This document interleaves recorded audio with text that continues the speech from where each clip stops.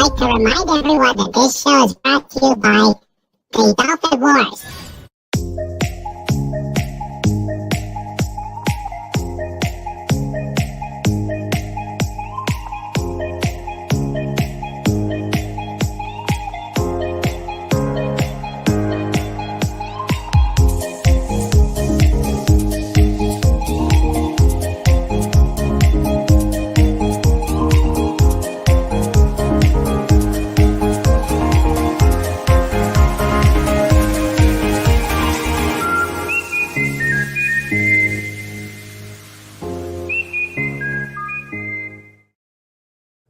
Good evening and welcome to King Dolphin TV. I'm Raymond, author of the Dolphin Wars book series and ruler of the best pod in YouTube. Tonight, I am excited to have two very special guests. R.M. Briggs, who is author of science fiction tales, as you can see from the background, and Hungry Boy, who is the artist of the book. And this is Raquel's first book release, so let's congratulate her on that. Raquel is currently working and will be on at 7 o'clock, so we're going to start off with Hungry Boy. And before we get going, as always, if you like what we're doing here at the pod, if you love these interviews and just love having fun, please like and subscribe. And also, if you know other creators out there that would love to be interviewed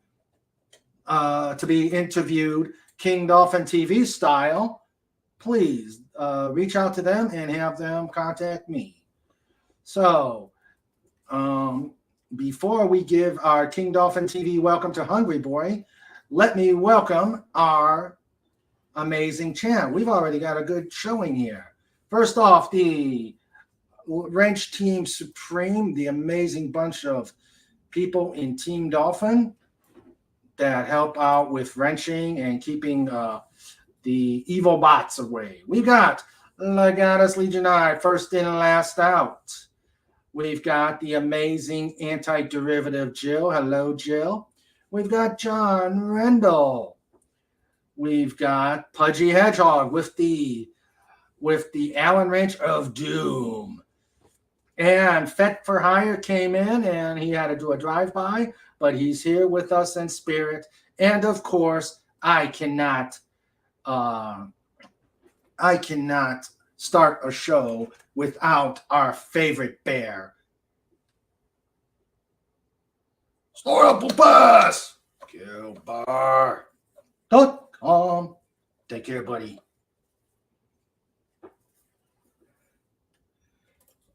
And then, now at the wrenches, and of course, our amazing producer, Sandra, who just won a prize from the FAA. So please congratulate her in the chat. I'm proud of her. And I also enjoy embarrassing her. Okay, and then let me welcome the amazing chat. We've got Dark Helmet. Hello, Dark Helmet, and congratulations on your first stream. It gets better, I'll tell you that. We've got Matt G, we've got Sean Carter, and we've got Stuart Mitchell. So we've got quite a crowd to help kick off Raquel's books. So, having gotten the initial part done, let us give a big King Dolphin TV to Hungry Boy. Hello, sir. How are you? I'm fine, aside from suffering the same allergies you're suffering today. Yeah. It just happened, too. It just happened. Yeah. Yeah, a lot of weather changes, drastic weather changes on my side of the world this month, and it's just par for the course. But, you know, we motor on, we entertain our friends in the geekosphere, and we just decide we don't care, and we do what we got to do anyway. Exactly. This show must go on, and the motto here in King Dolphin TV is Semper Gumby. I like that. Because I will tell you what, things happen here Yeah. in the pod. Things happen. And one has to be very, very cautious about coming onto the pod. Isn't that right, chat? Things happen here a lot. A little bit of chaos magic going on, huh? A little bit is an understatement.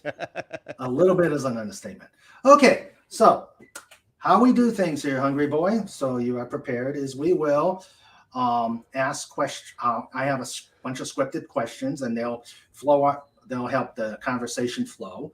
All right. And then I open it up to the chat. Right. And they will ask questions. They will be hard-hitting. As Sandra says, things often go off the rails if they were ever on the rails. Mm-hmm. So beware. Be very aware. That's okay. As long as Jill doesn't hit me with any arithmetic, I'm fine. So we're going to have fun. It's going to be a fun time.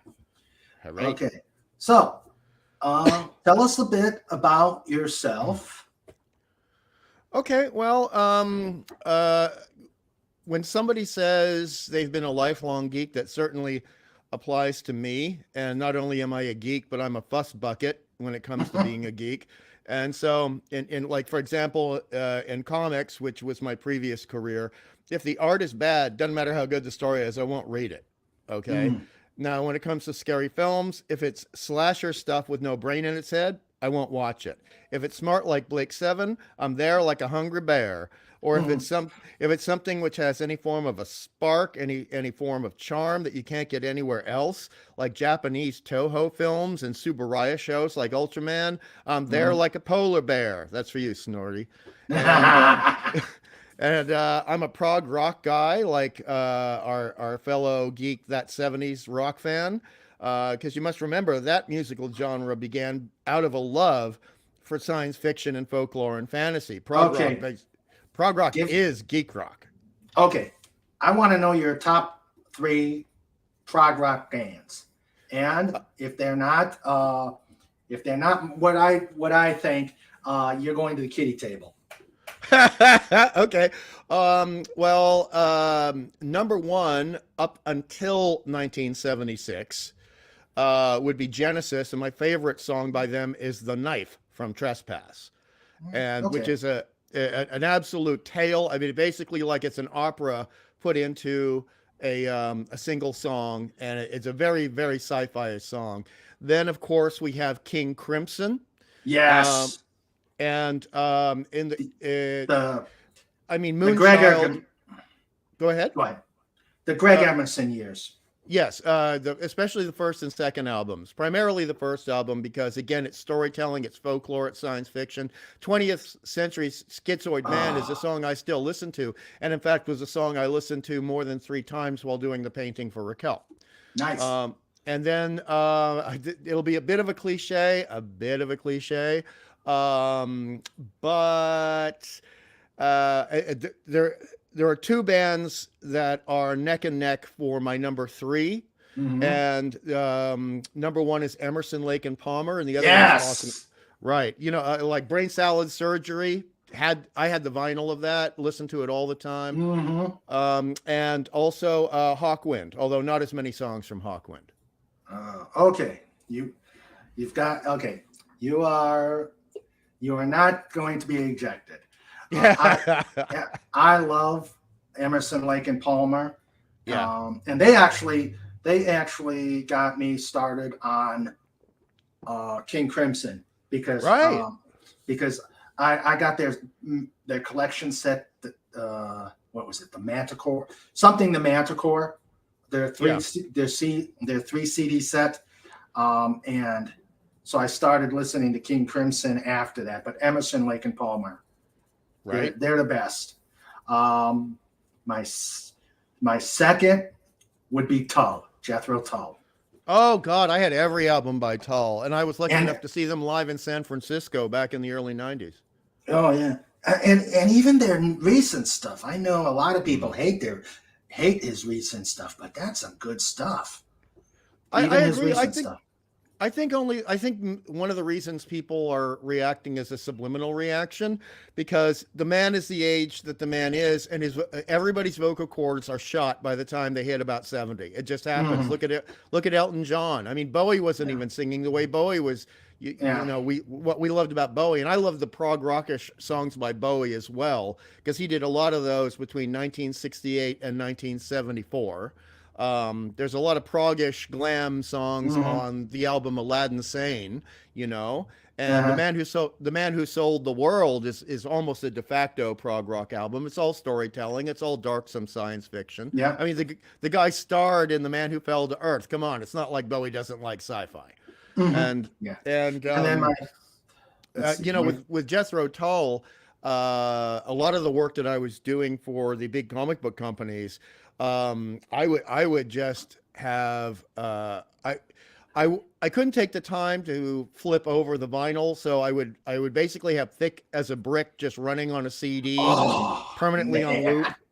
Oh, yeah. Yes. Yeah, thick as a brick. Bungle in the Jungle. Yes. Then my third, um, Stand Up's a wonderful album. It's got one of the best melancholy songs ever written, called We Used to Know. mhm. And that song gives me goosebumps every time I hear it. But there's some of his recent stuff. We could be talk. Yeah, I got to get you back on. We can talk about prog rock. I love it. My third, it's kind of a toss Hmm. between, but not really a toss because there's only one album I love from them.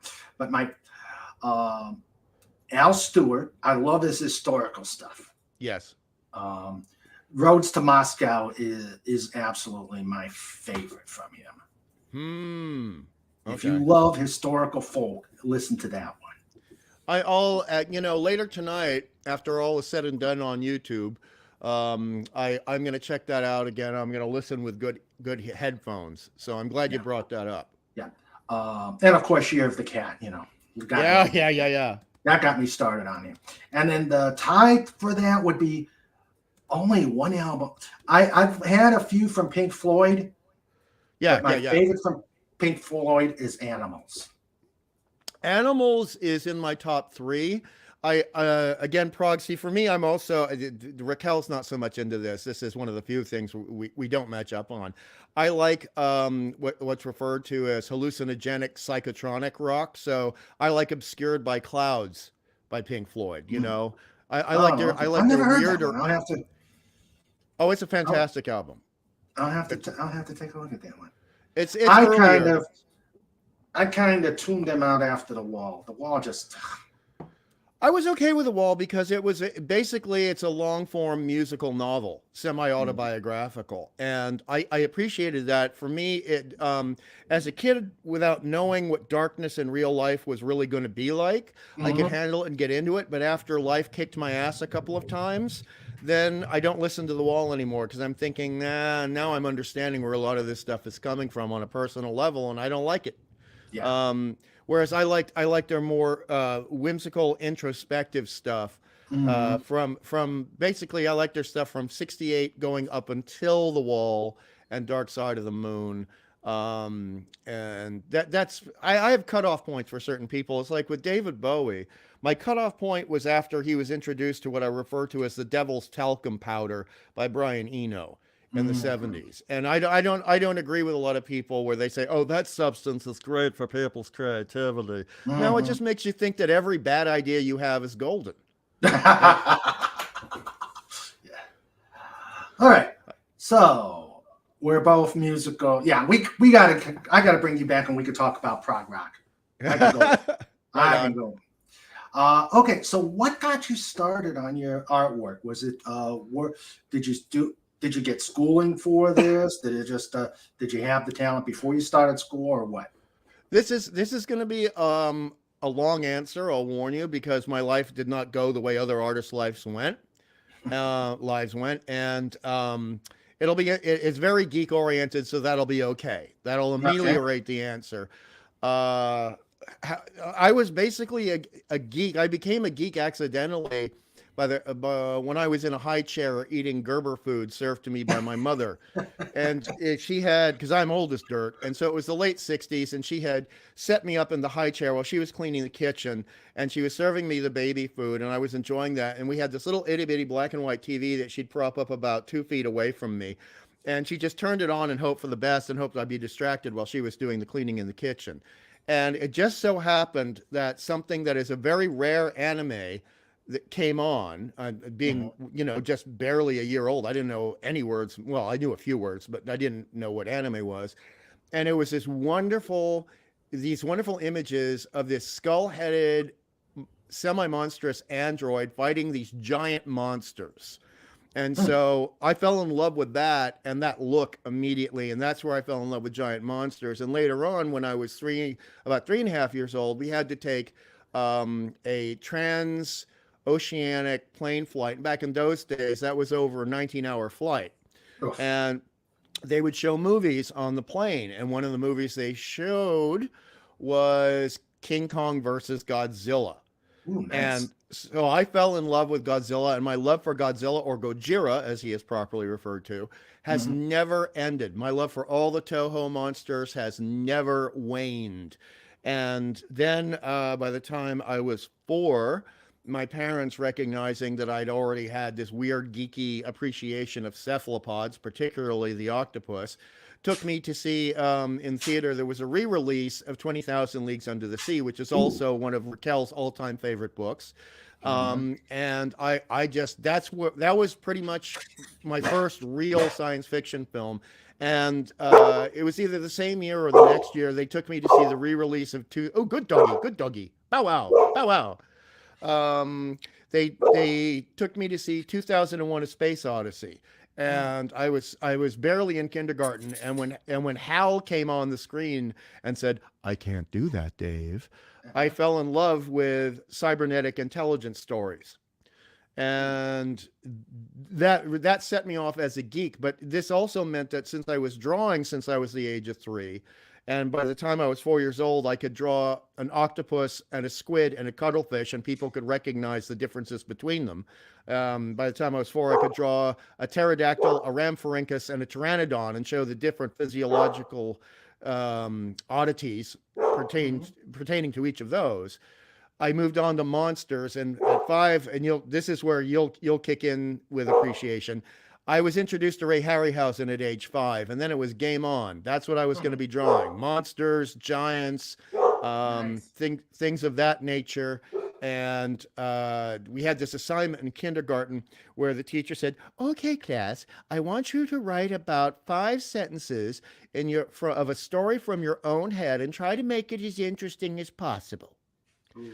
And I thought, okay, I just saw The Seventh Voyage of Sinbad last night. I wanted more. I'm going to do a sequel to that. And so I did 7 pages with illustrations. Nice.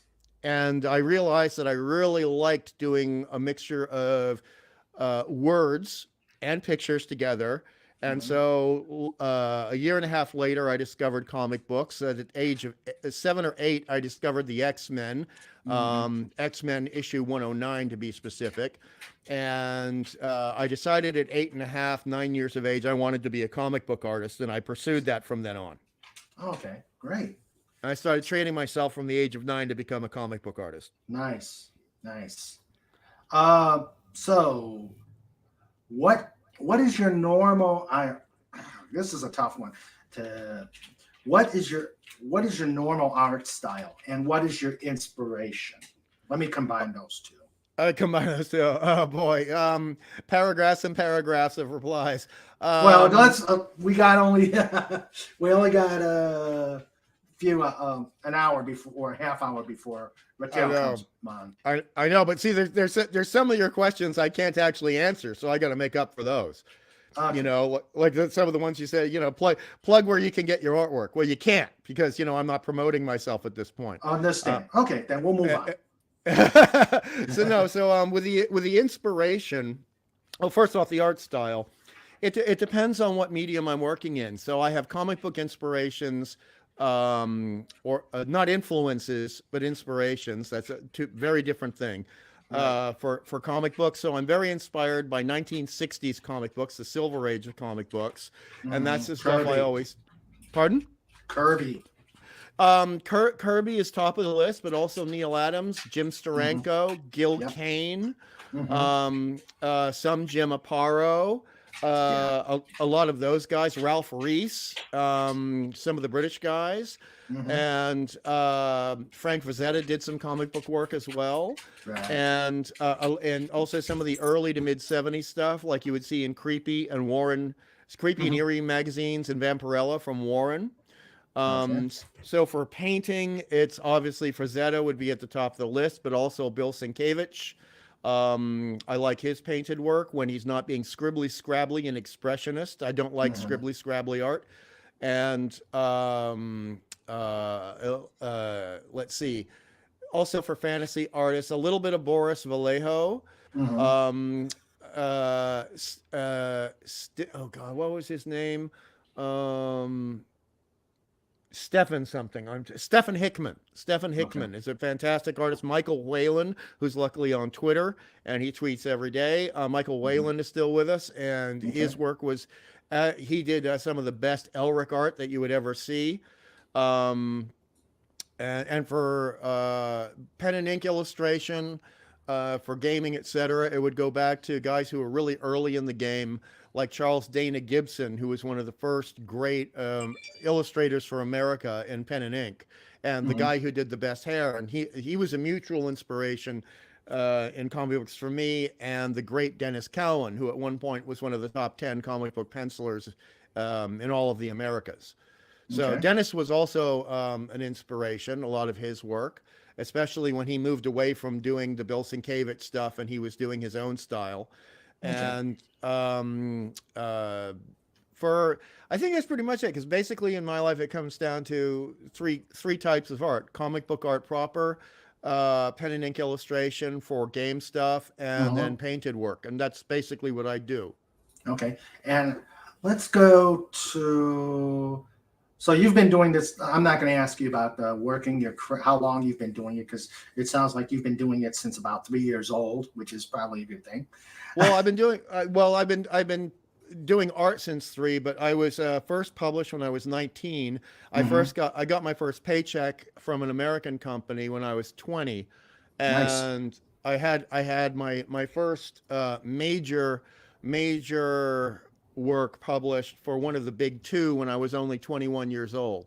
Ooh, nice. And I worked for a minimum. I won't say exactly how many, but more than four of the bigger, better companies in comic books. Hmm. And I got to do a pinup for one of the top five characters in the world at that time, the one of the top five best-selling comic books across the world back in the '90s. Mm. And I got to work with some great people. I did a bit of work for Denny O'Neil himself, fantastic writer, great editor. I was lucky enough for a comic book, but not printed in comic. It was for a separate industry, but it was a graphic novel for the late great Len Wein, who was one of my favorite people and favorite authors. And yeah, I basically kept working until my body sort of couldn't keep up with it anymore, and the industry started going crazy. And we won't talk Uh, about that. That's a separate topic for a different yeah, time. we can do that at another. We can definitely do that another time. Okay. So let's see. Now, I don't know if you want to hold off on this question until Raquel comes, but my my next question was, when did you start collaborating with Raquel? And let me just combine the two. And was was that her vision for the cover? Did Oh, that's did easy. she, Yeah, we can talk about that because we're going to have to fill in some time before she gets here, and I can therefore put a lot of compliments about Raquel into this discussion while she's not here, so she doesn't get uncomfortable because she gets a little with compliments the way Clauby does. So, that means sorry, honey, you're going to be getting some compliments in oh yeah. absentia. So sorry, so sorry. So it was roughly around the early summer last year. I know because I just checked. In anticipation of this question, I checked one of the bits of photo ref I needed for the image on the cover, and it was in June, so we were definitely doing the back and forth before mid-June. I think it was around the start of June.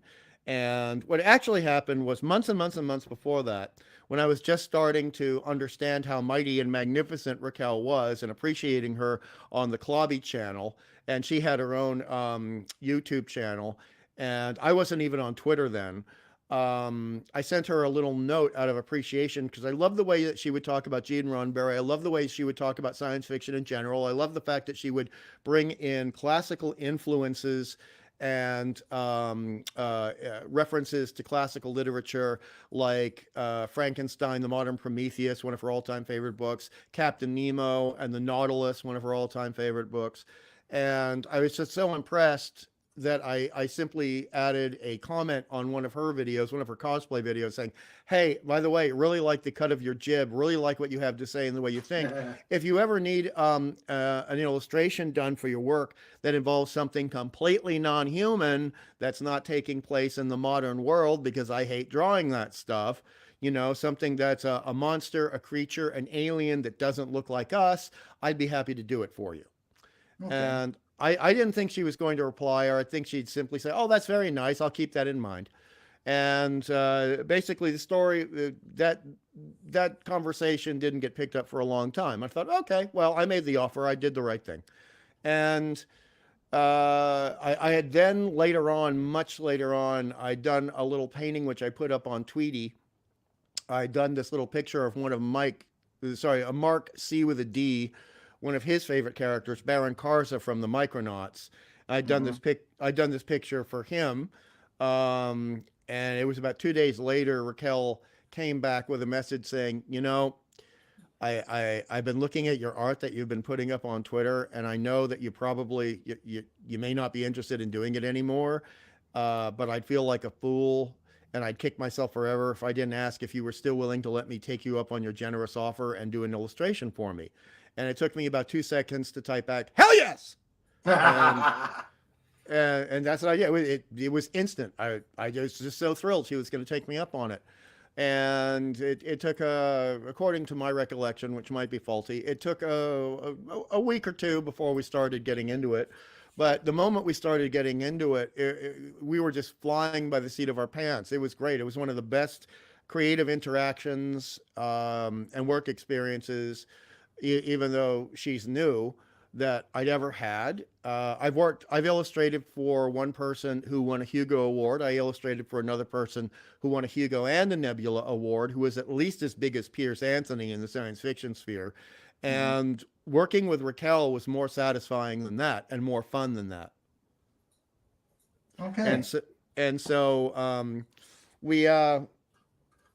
I told her, I said, all right, now since I hadn't worked with her and I had no barometer of what it was going to be like working with her, I said, a lot of authors who are really good at writing things are, pardon my language, piss poor at describing what they need an illustrator to do for them.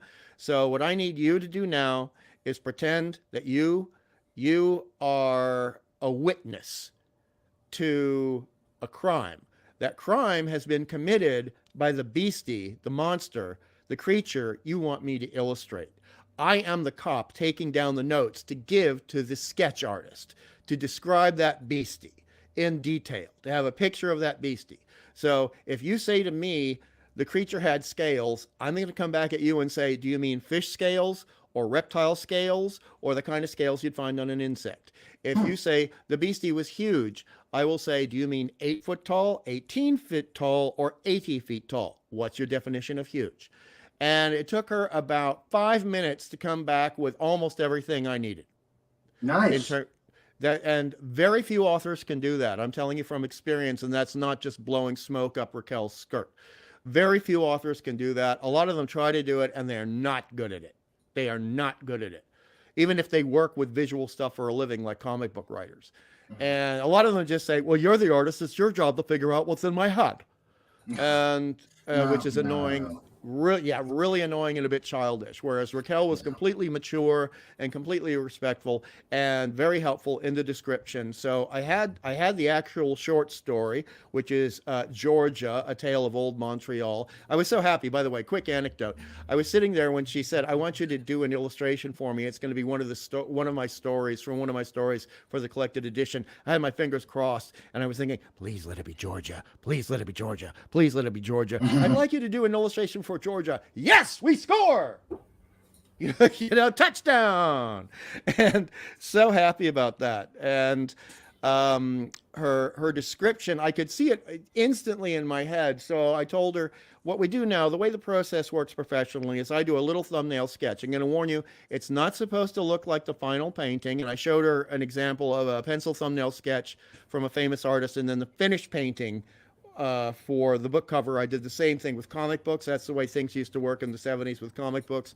And I said, so this is going to be a kind of a loose guesstimation, so to speak, of what the final art is going to look like. And so I sent her, I spent 2 hours doing the sketch, and I sent it to her over Tweety. And she said, "Oh my God, it's like you reached into my head and saw exactly what was in my head when I wrote the story." And that's one of the biggest compliments I've ever received as an artist. And by the time I'd done the complete painting, she said, "This is exactly 100% what I had in my head. It's amazing. I don't know how you did it," she said. To paraphrase, she basically said, "It was like you were psychic and reading my mind." And I said, well, that's what happens when a writer is so good. The illustrator can see what the writer wanted. So yes, you're giving me these compliments, but all of these compliments reflect off me and go back to you. Okay, great. Now, can we do Okay. something funny? That was serious. Can we get off the serious now? Can you ask me about a cookie? Okay, let's get, in fact, why don't I open it up? We got a half hour to go before she gets here. Right. So why don't we open it up to the chat? But before we do that, I want to just say, I'll tell you what, you know of the amazing Fet for Hire, and he's my graphic designer. He's actually the one responsible for the covers of my books. Oh, Or at okay. least my second and third. And it's like, it's the same thing, although he does it graphic designing type, but what he does, it's the same thing. I talked to him, I told him what I'd like, and he just went for it. I'm He just glad went to hear for that. it, and I'm very pleased at the results. If I can only get Blood Feud finalized, that book cover is amazing. The book cover and the back, and of course Peacemaker is the same way. The front and the back are just awesome. I've got his ship on my shirt. But there we go. Pudgy, we knew we could count on you. Question: favorite cookie? I can't get it here because I'm back living in the Antipodes, the land of the koala and the combat wombat. And cookies here are very different to American cookies, and I have to say I prefer American cookies. There's, some countries just do things better. And it was the Mrs. Fields dark chocolate semi-sweet cookie, a chocolate chip, soft semi-sweet chocolate cookie, especially when it was still warm and right out of the oven. And I'd get 2 of those and a quarter gallon of light milk, and I'd just go to town. Nice. I'll tell you what, cookie wise, it could be any cookie except peanut butter, but coming out of an airport break room. Oh, my airport cookies are the best. Oh, fascinating. Yes, airport cookies are the best. And there's a favorite biscuit. Oh, okay. Because somebody knows that biscuit is kind of the word for cookie in Australia, but a biscuit is different to a cookie because of the the cooking processes and the predilections and etc. So for an Australian biscuit, for a classic biscuit, I'd have to go for the Monte Carlo.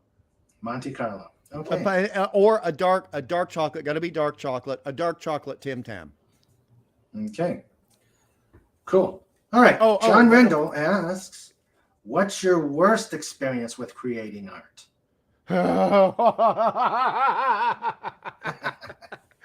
I don't know if I can answer that without doxing myself. Okay. Let me think of a way to answer, because now we got a challenge and I want to live up to the expectations of the chat. Okay. My worst experience was with somebody who they were expecting a lot of things that were basically impossible to do. They had one particular panel, because in comic books, the pages are broken up into individual drawings and individual boxes. The specific name for those boxes are panels. So a single panel page with no break in the image is called a splash page. And if you've got 4 boxes, that means you got 4 panels. It's called a 4-panel page.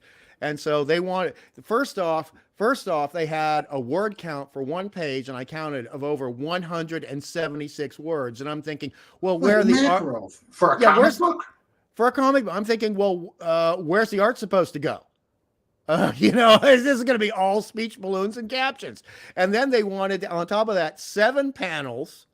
Okay, 7 panels, and they wanted one panel with 4 characters talking to each other, one specifically turning their head with a very specific facial expression, the other one replying with a specific facial expression. But we also needed to have something very important in the foreground, and we needed to have a very distinct city shot in the background. And I was talking to the person on the phone going, oh, by the way, you've got an extreme foreground shot, an extreme middle ground shot, an extreme background shot, and comic books are like seeing something on film with a camera. You can't have a foreground, a background, and an extreme background all taking the same focus. It's got to be one or the other. The camera's got to be set at a certain distance from what we are looking at.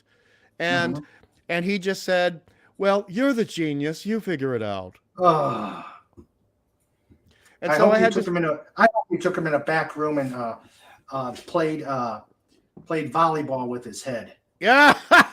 At that point, I have to admit I wanted to, but I was a good little professional. I knew I was going to make a lot of money off this. It was going to be the most important comic book I ever did. And so I just said, okay, I'll try my best. And I spent 8 hours on one panel when normally you'd spend 8 hours doing the entire page. And that put the deadline at risk. And this guy just didn't care when he put someone's deadline at risk. He'd make his demands, etc. Great guy on other levels. Really great guy on other levels. But like with a lot of writers, thinks he understands what the art process is, does not understand at all what the art process is. Doesn't understand at all. So that was really frustrating. And then he called me up after seeing the page and said, you see, I told you could do it. Oh, that would have gotten a bop. I'm sorry, that would have gotten a bop. I'm not an artist, but I think I would have throttled him. Hello, Snail Messiah. Great to see you in the chat, my mighty mollusk. Hey, Snail Messiah. He's my mighty mollusk. He's my pal. Mighty mollusk. Oh. He and I both have a great affection for the movie Reptilicus. We both love that movie, as goofy as it is.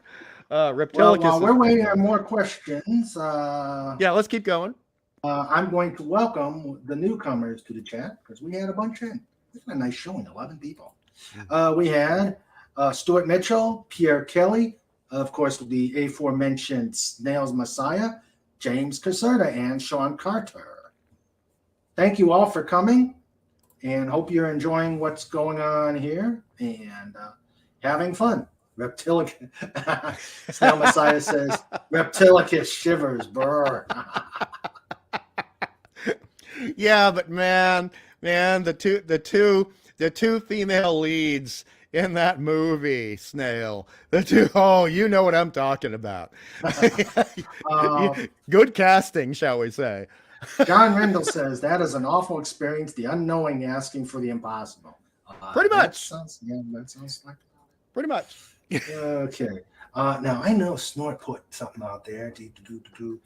Oh, where is it? Back here. And I don't know what was going on with how come we ended up with 2 dolphins. I think my screen blanked, and it's giving me. It was pure example of the Semper Gumby syndrome. Okay. Snort says, most importantly, when are you going to do a drawing of me taking over as the mighty Ursine ruler of Earth? Well, here's where I'm going to get in trouble, and I'm going to apologize in advance, Snorty, because here's one of the reasons why I didn't do as many comic books as I should have. And I am terrible at drawing animals. I am I am piss poor. I suck like a 1954 Hoover vacuum cleaner when it comes to drawing animals. I am the worst illustrator of dogs on the planet. The worst. And I'm not saying that for comedic effect. Horses, nearly as bad. Cats, still not good. If it's a reptile, I can do a reptile. I can do anything that looks like an alien creature, anything that looks like it's from Doctor Who, I can do that. But when it comes to mammals, aside from chimpanzees, I'm terrible. So I wish. But bears, all the ursoids have very specific, charming physical characteristics and proportions, and I can't get them right. And I'm to be honest, I'm terrible at doing real life cars. You want me to make up some vehicle from the future that has wheels, I can do that. But when it comes to, hey dude, can you do my 76 Chevy? And I say, let me go through my Rolodex. I'm going to have to recommend you to somebody else. All right. Okay, guys. Stuff out there. Okay. Let's see. Raquel will be here in probably 14 minutes. James Caserta asks, how about spaceships? Oh, I'm your guy for spaceships. For interstellar vehicles, I'm your dude. Luckily, one of the things I got to draw for pay, very good pay, by the way, I got to do a page where the writer said, and this is one of the good writers I worked with, okay? I put him in what I call the Raquel camp, all right? Because Raquel is now my new barometer for someone wonderful to work with. Okay. He said, I'm really sorry to ask you to do this, but I really want this page to have over 50 different starships in it. And I want it all to be clear they come from different races and different cultures, maybe even different time periods because of time dilation due to the gravity effect that Einstein spoke about. And I said, shut up. I'm starting drawing already. I'm already drawing them. It's okay. You wanted 50. I'm giving you 70. It's fine. Ooh. And I was so thrilled with that. And I thought to myself, this is going to be my fun page. And there's this other page that's not going to be fun for me. And generally, I would spend 9 to 10 hours on pencils and at least 8 hours, maybe 16 hours on inks, depending on the page. So I said to myself, I wrote down a note. Okay, unfun page is now down to 6 hours pencils, 5 hours inks, taking all that extra time, putting it into the Starship page. Wow. And I just, it was like, it's like taking money from one section of a company and putting it into another section of the company when you need to. Nice. I love starships, robots, monsters. I'm your dude. Cool. All right. Cobalt has Cobalt Bald Eagle. Hello, Cobalt. And hello, Agent Pepsi One. Good to see both of you. He says, question, favorite anime, and with no hedgehog present, you can pick a naughty one. LOL. Well, luckily, almost none of the ones I like are naughty. Almost none of them. My favorite anime stuff, I'm not as well versed in anime as other people, but I like what I like. It all tends to be fairly early. So obviously Studio Ghibli is going to be there. Valley of the Wind is way up there for me, and that's pretty old school. The first anime I ever saw, which is what I was talking about when I was in the high chair, is Oganbato, Golden Bat. And although the art for that is terrible, it's got a charm. I saw it as a kid. I loved it as a toddler, as a baby. I still love it. And also there was an anthology movie that came out. I saw it in the late 80s. I think it was made just like mid 80s or so. It was called Robo Carnival. And it was an anthology of all these different types of stories involving robots, some very dark and very scary, some whimsical and lighthearted. And that actually made my eyes wet. No exaggeration. My eyes got physically wet with the big heartfelt feelings that the film brought up in me. And it was just one of the most wonderful pieces of cinema that I'd ever encountered. Nice. Okay. Oh, James is asking, how can he contact me? I'm on Tweety.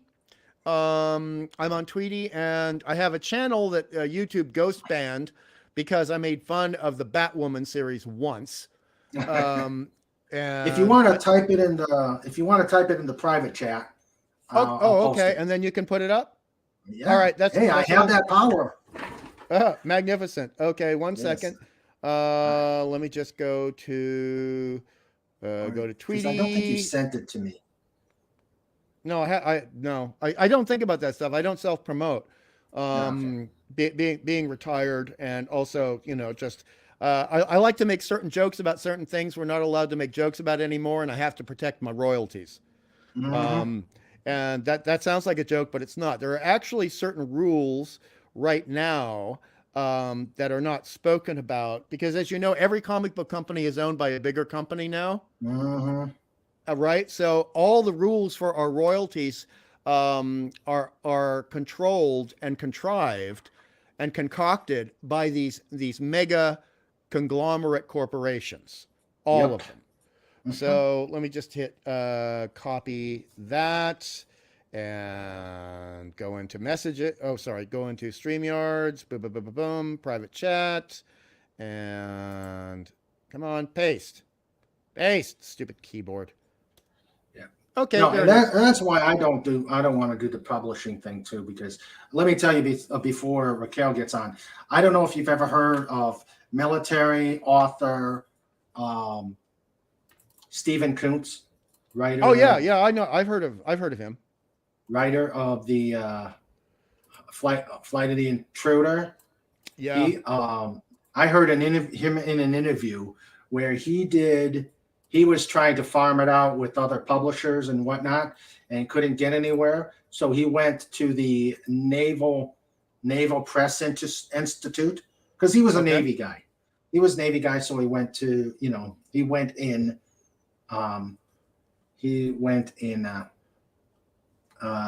to go with them.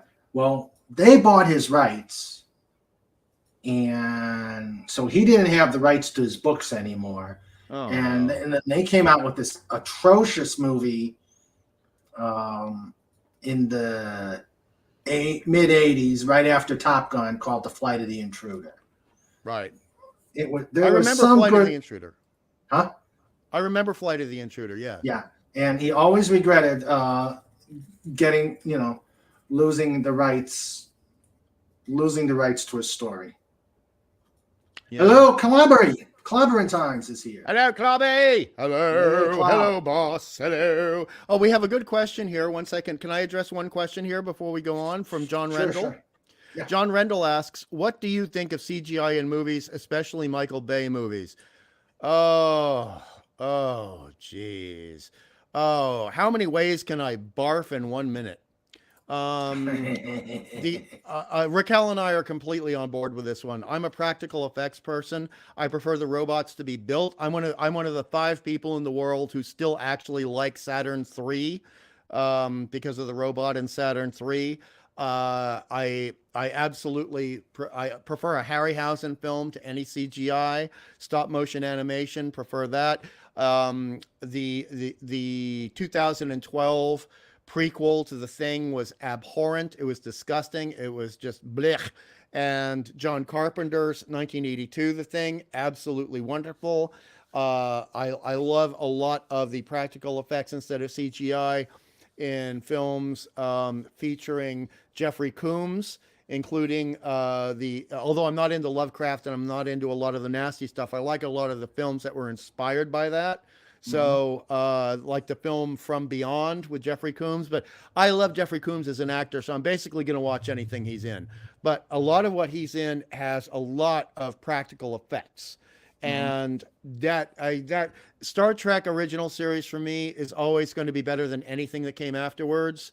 Jill and I agree on that one. When I see a Star Trek original series that's been doctored with CGI and it comes on network television, I change the channel. It pisses me off so much. I change the channel. I like the old school optical effects. I still am a fan, although a lot of people don't like it. I really like the film by Disney called The Black Hole. Oh, I love that one. Yeah, I mean, you look at Max. I mean, Max is just wow, wow, all of that, and the actual ship, and there are so many shows and films like The Outer Limits from the 1960s, all practical effects, still to me gives me goosebumps and still will scare me more than anything done by what I refer to as a digi-monkey, being hired out by one company, hired by another company, hired by another company to do something for the mouse. Yep. And we all know what I mean by the mouse. So. Oh, I know what you mean by the mouse. Snort says CGI should be used sparingly. Practical effects rule. Thank you, Snorty. And Snort says, and this is true. Compare any movie about aircraft when they shot with real aircraft, Blue Max, Battle of Britain, with any movie made with CGI aircraft. Computer geeks don't understand how real aircraft fly. So freaking true. Yes. Being a pilot myself, and I'm sure Sandra could say the same thing. Us being pilots ourselves, we agree with that totally. You know, the other thing, and I'm not a pilot, and I don't have any military background. My family did. But when I see actual footage of people in the cockpit of a jet fighter, I find it terrifying. And so when I see depictions in films, it almost makes me laugh, but I want to cry, because you just don't get the sense of the threat of one little mistake can go so horribly, horribly wrong simply because of physics. Yeah. And air friction. People don't realize they move their hand through the air in front of their face, like I'm doing right now, and they don't even realize they're feeling resistance. If you move that hand really fast, you can feel the resistance of the molecules in the air. Yeah. And if the faster you go, the worse that gets. Exactly. And if you're coming from outside the atmosphere and the stratosphere of the planet, and you suddenly hit, this is why things explode in contact with our atmosphere if they're going fast enough. The real physics of flight is terrifying. Oh yeah, it is. It is. Agent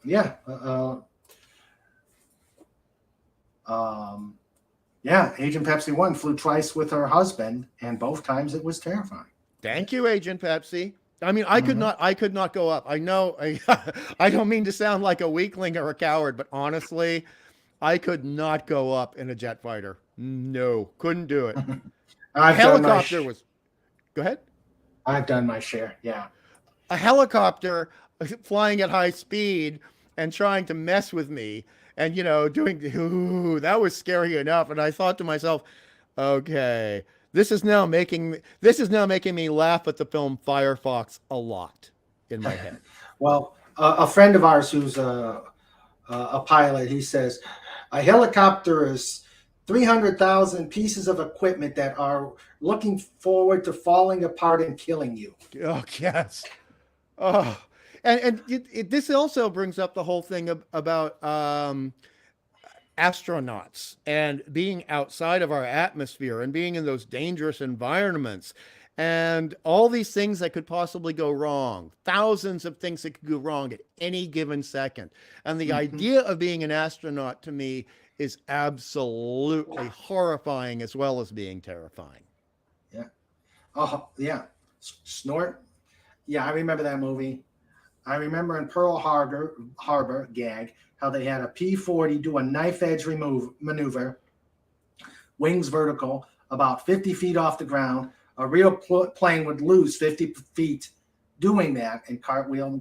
Snort, are you sure you're not a pilot in another life? Because he's got it. He's got it. And Agent Pepsi One says, "Yeah, they're dangerous. I wonder how many mistakes I made while in the army." Yes. But yeah. But yeah, they don't. They have no clue about flight. No. Just like some people have no clue about how long it takes to do a proper comic book page. Some people think because they see somebody just, dicking around, pardon my language, with a Wacom tablet for something on Tumblr or a little Facebook sketch. They think you can do something like the great art of the 60s or 70s in 2.5 hours or less. And like, no. This has to be done by hand. So you have to actually to understand how long it takes. You take a page by Neil Adams and take some tracing paper, or what I call poor man's tracing paper, which is semi-translucent baking paper, which makes for a great tracing paper, by the way, if you're on a budget. And you put that over a page, one of the pages of Batman facing off with Man-Bat, drawn by Neil Adams. And you just try tracing every one of those lines without having to create them and spend the time creating them. Try doing that and see how long it takes you. And then you'll have an idea of how long this takes. Yeah. Let's see. Oh, favorite naughty word while drawing? I can't do that with a new YouTube word. I can't. But, yeah. Well, let's have a drum roll. Let us welcome. Drum roll, please. Let us welcome the awesome R.M. Briggs. Raquel, how are you, dear? Hi, thank you so much for having me. What a warm welcome. Hello, everyone. Hail to the chat. Hail to the panel. Thanks for having me, Raymond. Oh, glad that you're here. Hungry Boy and I have been having a great time convention about his art, how he's collaborated with you, and we're talking flying. Oh, flying cool. So I'm glad you're here, and I'm honored that you're letting me help promote your book. Mm-hmm. I know how it was when I did. But you've been on here before. I've got some questions primarily for some ice breaking, and then I let this amazing chat ask questions of you. Okay, that sounds really good. I'm excited. Yep. And as you know, it's a tongue-in-cheek, humorous. We're here to have fun. Okay. All right. I'll keep that in mind. Okay.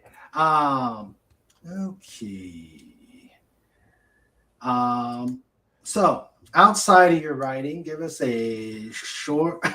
He says I can shut up now. Please tell us about yourself outside of writing. You can be as verbose or as. I heard PJ, your talk with PJ last night. That was great. But tell us a little bit about yourself. Well, I don't really have a life outside of writing. I took writing in undergrad. So I took writing and editing. And then I completed a degree in communications. Then I went to grad school and I took a master's degree in communications and technology. So I'm a communications and technology scholar. My areas of expertise are cybernetics, semiology, and critical theory. I also really love communication historiography, and I try to integrate that into my work. I also have a refereed SOI for a doctorate in social science, which is, it gets into communications technology, from an anthropological standpoint, as a psychology standpoint. It's, the intersections of media and technology and how they affect society and people as individuals. And outside of that, I do some peer review for university work, and I'm a certified researcher. So it's just basically all writing all the time, but I signed up for that, and that's my life. Okay, great. What made you get started well, obviously, writing is your life, so I'll go past that question. But okay, this is probably the best one to hear. How long have you been into science fiction? Pretty much my entire life. I grew up in a band, professional musicians back when that was still a part of our society, a very important part of our society. Growing up in that environment, I was classically trained. We were on the road a lot. I was involved in big band. And so when you're living in and out of motels and hotels and you're moving around all the time, you spend a lot of time in front of a very large television that's bolted down. It's normally Mhm. black and white. You have to change the channels manually, and Ooh, lo and behold, but what comes on the screen? Star Trek. Science fiction. Oh, I grew up in the 1970s, so there was a lot of late night science fiction on the black and white boob tube, and that was our lifestyle. An interesting childhood, but it made me fall in love with Star Trek and science fiction. great. A little aside, what band? I mean, not you don't have to tell me the band, but what style? Actually, my a parent started out in gospel, which was the tradition in the 1950s. Mm, And it sort of moved from gospel into country, and then that sort of country gospel, then country rock, and then rock, and rhythm and blues, and sort of everything in between. nice, Yeah. nice, nice. Of course, I So didn't play that in big band. In big band, I played classical music. okay, Yeah. okay.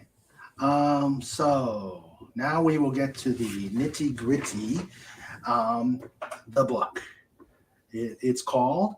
You can see it in the background. It's called Science Fiction Tales Yeah. from R.M. Briggs. Tell us about it. Um, Science Fiction Tales is 10 auteur encounters with science fiction.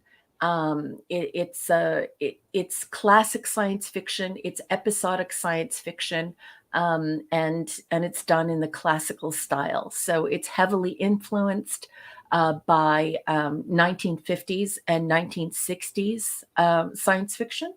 So it's not really in keeping with what is popular today. A lot of the science fiction today is sort of corporations trying to instruct you on how you should feel and what you should think, and Mhm. it's very political, it's very partisan, and it presents these moral lessons to you, and these behavioral lessons, and sometimes even admonishment. So Mhm. scolding people for things they believe, or they think, or they feel, or things they're not doing. Well, my science fiction doesn't do that. It's Mhm. not modern, and so it is very much classic science fiction from that 1950s, 1960s, exploring ideas, and technology, and how it affects society and individuals. So technology, futurism, the possibility we might not be alone in the universe. Uh, Mhm. that is the subject matter therein. Great. So it's more a lot of the influences is the Twilight Zone, Outer Limits. Yeah, people tend to say that. That wasn't exactly my influence, but yes, I've been told through the numerous reviews that I've received on Amazon that it very much feels like Black Mirror, or the Twilight Zone, or the Outer Limits. Mhm. And when I was growing up, I really, really loved like H.G. Wells. I read a lot of Edgar Allan Poe. I have Mhm. the complete works of Edgar Allan Poe. And so I really like that sort of literary, gothic, horror type of genre. I absolutely love Mary Shelley's Frankenstein, which is our first literary work of science fiction. And Mhm. so I'm more driven towards that. So I think it's interesting that people compare it to that. And I'm so happy that they enjoy it in that way. But my personal influences would be more down the road of H.G. Wells, Edgar Allan Poe, and Mary Shelley, and certainly Bram Stoker and Mhm. folks like that. So I enjoy being frightened, but I don't enjoy gore. And Yeah. I love science fiction. So I feel like it's a fusion of things that I love. Does that make sense? Yes, it does. Okay. Yes, it does. Perfect sense. Okay. Oh, that's And another one that I hear a lot that just happened in the chat from my incredible, preternaturally gifted artist, the gentleman who painted, the illustrious gentleman who painted the cover of my book. He yes. says, "Yeah, it's like dark Ray Bradbury." I hear that a lot, actually. I hear that quite a bit too. So yeah, he's Done. correct. Thanks, HB. I people please take a look at it in the picture, the drawing on the backsplash of my page. I'm kind of afraid to put it out there the way my computer is acting wonky. Let me see if I can get it out there. Actually, while I'm doing that, in lieu of the voicemail music, I will ask a question for Raquel, and she can talk about it. How long did this work take you from conception to completion? Okay, so I'm a published nonfiction person, so like textbook stuff, academic stuff. I've been writing short stories my whole life. And sometimes I give them to people. Sometimes I fold them up and put them in an envelope and I send them to people as like little gifts or little tokens that I'm thinking of them or whatever. But by and large, I've thrown them away. And I've just focused on my academic life and my academic writing. It's incredibly important to me in this process of edifying myself and sort of trying to self-actualize. Mhm. And then along came the vid. And I got invited to a couple of these very compliant, everyone should know they were compliant, we complied with the law, supper parties. And at these supper parties, people were playing board games again. People were doing, charades and things like that. So I thought, well, maybe I'll write a story for one of these supper parties. And so at the supper party, I presented it to the hostess, and the hostess read it over the dessert course at this supper party. And there were some artists there and some family there. And then I was basically told that if I ever threw another story away, I would be in great peril. They were all very upset with me. And so they asked me if I would promise to write a little collection. And so I try to get back into the swing of things of writing, and writing fiction is very different than writing nonfiction. So it took me a while. So in under 2 years, I wrote the 10 stories.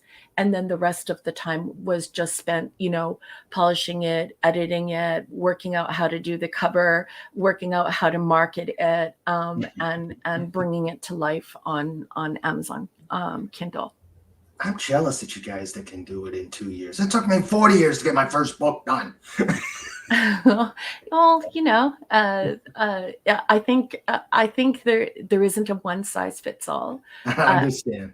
I can tell you, if I were your editor and you said, it's taken me 4 years, I certainly wouldn't be upset with you. I think 4 years is a good time. 40 though? 40 years is a long time. Did you say 40? Yes, Wow. I said 40. Oh, wow. Well, life got in the way. That's the yeah, problem. sometimes life does get in the way, but the most important thing is that you finished it. And so Yep. I'm incredibly proud that you finished it, and good for you. Thank you. Writing a book is difficult. Yes, it is. Something like, I believe, according to a couple of surveys, over 85%, I believe it is. I would have to Mhm. look it up. I'm an academic, so I would have to look it up. We need in-text citation. But over 85% of the average North American believes that they have a best-selling novel in them, and all they need is the time to write it. So Mhm. we're really at a time in history where we're inundated in prolific amounts of prose, and it can be quite challenging not only to finish but have the inspiration to do it. And there's Mhm. certainly a lot of variety out there. Yep. Stephen Hawking said in his final book, I can't even imagine trying to publish if I just started now. Yeah. No one would read my book because there's just too much on offer. So does Mhm. that make you feel better? Yeah, it does. Okay, Thank you. good. Oh, well, there was the picture of Hungry Boy's great work to on your cover, and we talked a little bit about it on how he perfectly got your vision for the cover, He's a and that. remarkable human being. I stress those are not my words. That's what Raquel told me. No, I'm not joking. I don't tout myself. I only repeat what Raquel said so people can appreciate and enjoy a meta aspect of the book, the behind the scenes of it. Because these days, unfortunately, and Raquel and I have bemoaned this, sometimes people need like this extra stuff aside from what the author does best, and they expect sort of almost a de facto performance of the creation of the work. And I prefer someone like Raquel just to have the freedom to go ahead, find her favorite spot in an area of nature with maybe a little albino snowy chipmunk against the Canadian splendor with a cup of tea in her hand and a bicky, and just let her write and say, this is my magic. You read it. You like it. Pay me. And instead of all this hoop jumping, you know, hoop Yeah, jumping. Sick of the Well, hoop yeah. jumping. well, Right. Hungry Boy Writing is the actually. easiest part. It's then you're your own agent, you're your Yeah. marketer, you're yeah. And what's funny is when you study writing and editing in university, one of the first things they tell you is that you should not do that because, of course, you become blind to your own process. If you're the developmental editor, if you're the substantive editor, and you are the author, and you are the copy editor, and you are the proofreader, and you are the marketer, and you are the graphic artist, and you're managing this whole process, you become blind to your own mistakes. And so as a scholar, I can definitely say that I now, having gone through the process, I think it's bizarre that people are complaining that a lot of self-published books are not well wrought. They have a lot of mistakes in them. They're not cohesive. Well, you can blame these huge corporations that are not seeking out new talent and new stories Mhm. and new authors, or people who are fresh to the form, and they're just going with people who are famous because when you're an author, you really ought to have access to that full process. That full process is important.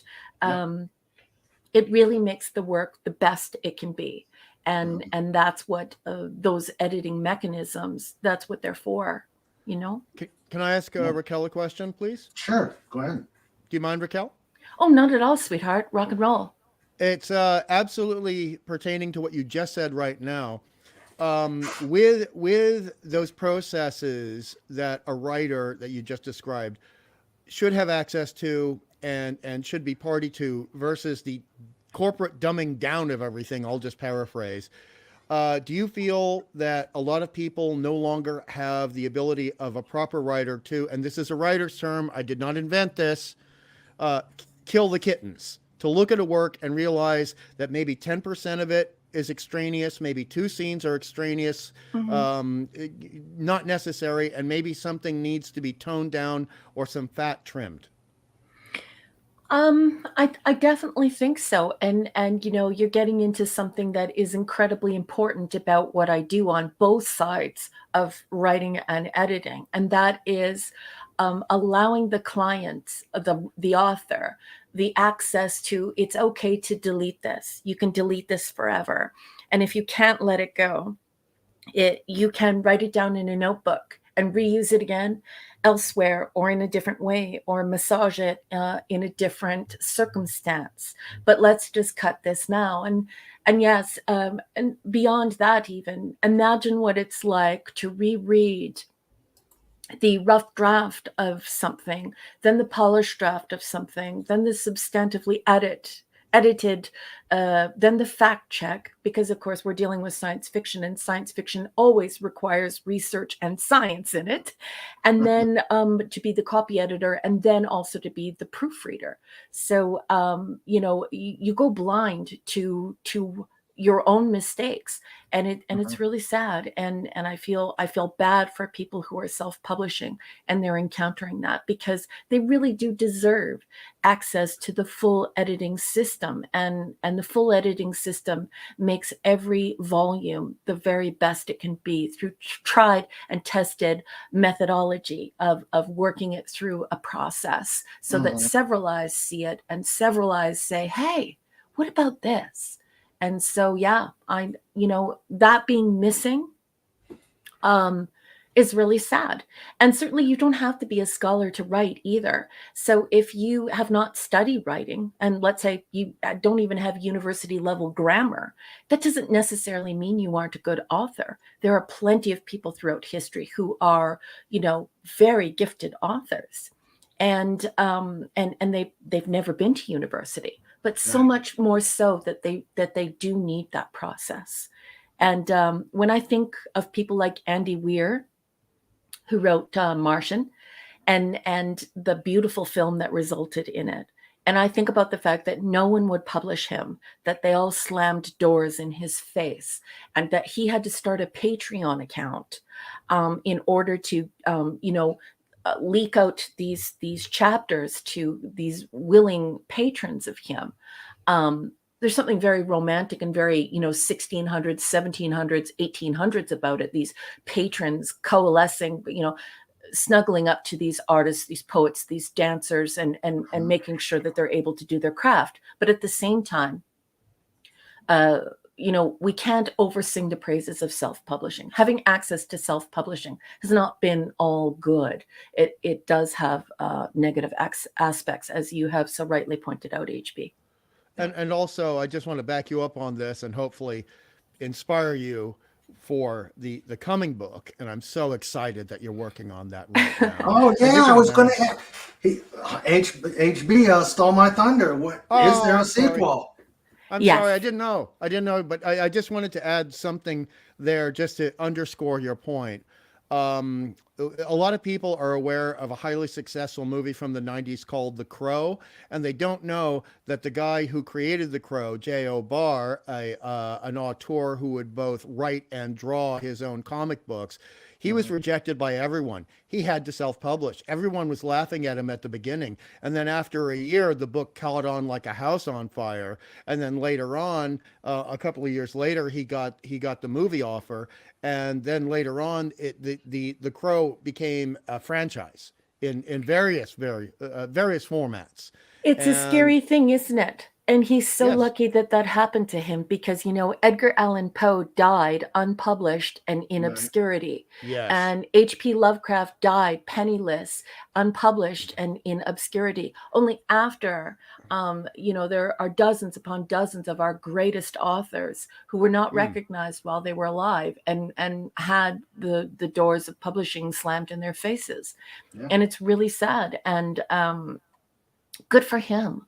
I think that's a victory story for an artist who is an author who is able to break through and see his work read and see his work come to fruition in the celluloid. So bravo to him. And that's what I want for you, because we used to have anthology films as well as having science fiction anthology. And this is something that you've spoken about, which irritates me so much, which is this rejection of the anthology. When science fiction began in pulp magazines, in anthologies, began in comic books, in anthologies, anthologies. Superheroes began as anthologies. That's how the superhero comic book began. Submariner Yeah. with the Human Torch, with Captain America, all in the same book. And now people are telling us, we don't like anthologies anymore. We need a franchise.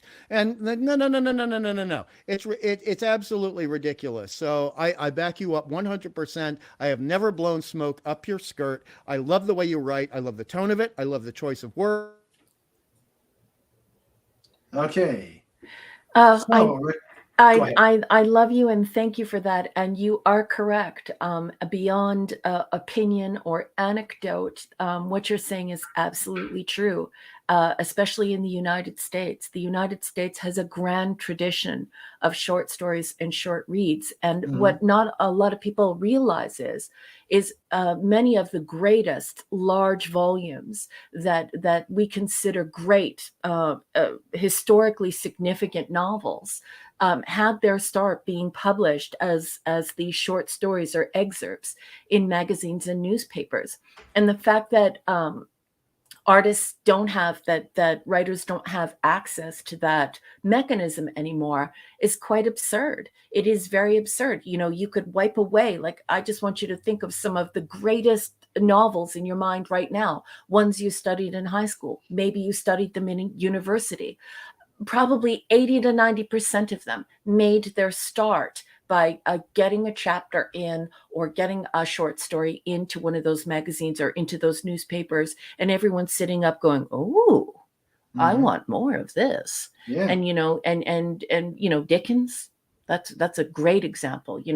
I think the whole of Bleak House was via magazines and newspapers, but you'd have to check the in-text citation on that. You have to go and check that. Absolutely. So great.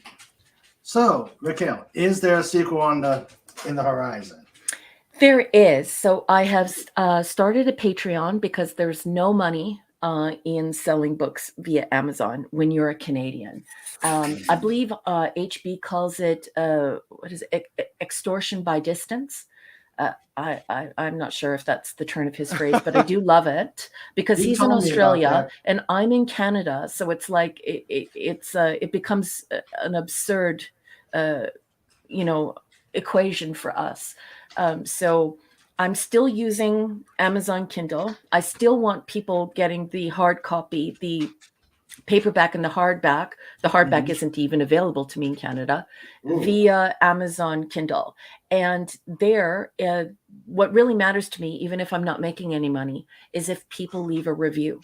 Because just like Andy Weir forced them, the public can force them to say, yes, no, we really do want classic science fiction.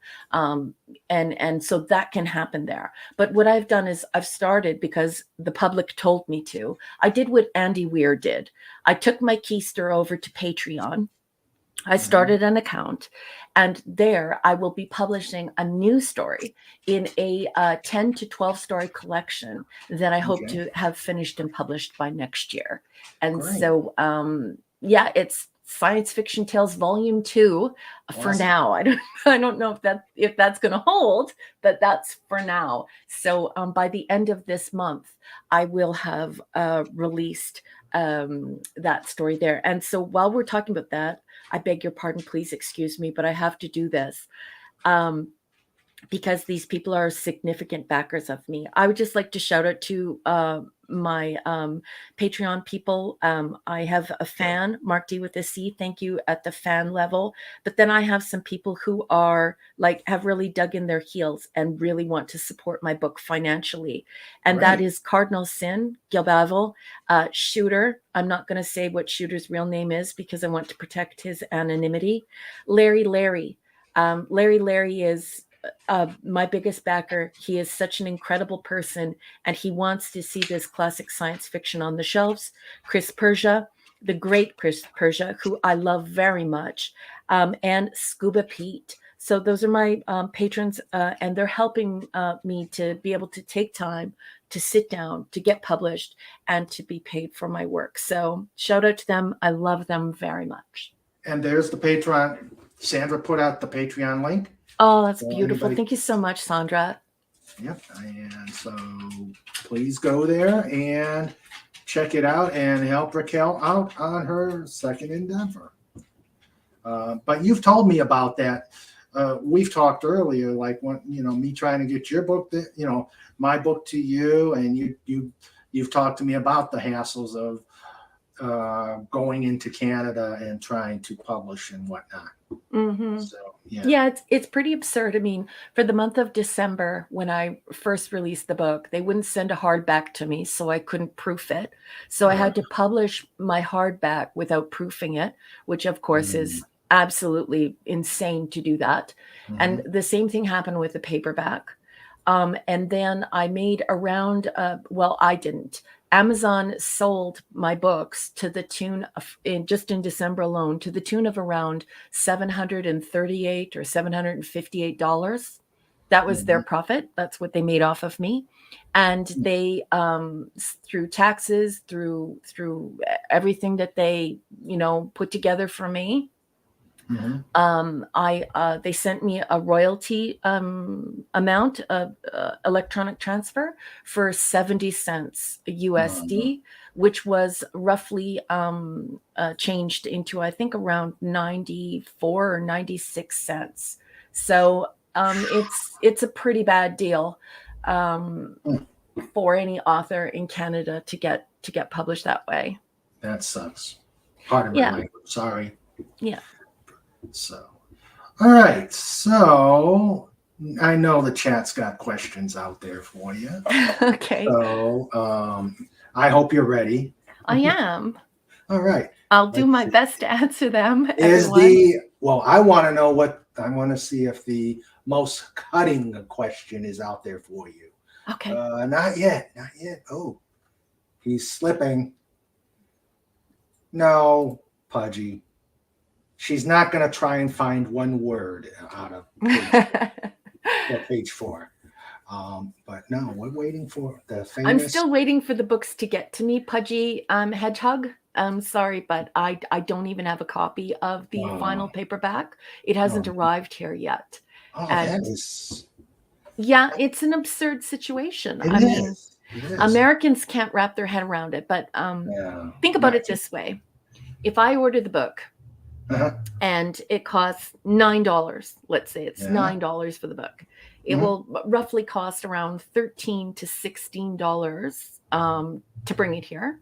And then if I were to ship it out to folks, it would cost between $50 and $20 to ship it out to folks. So,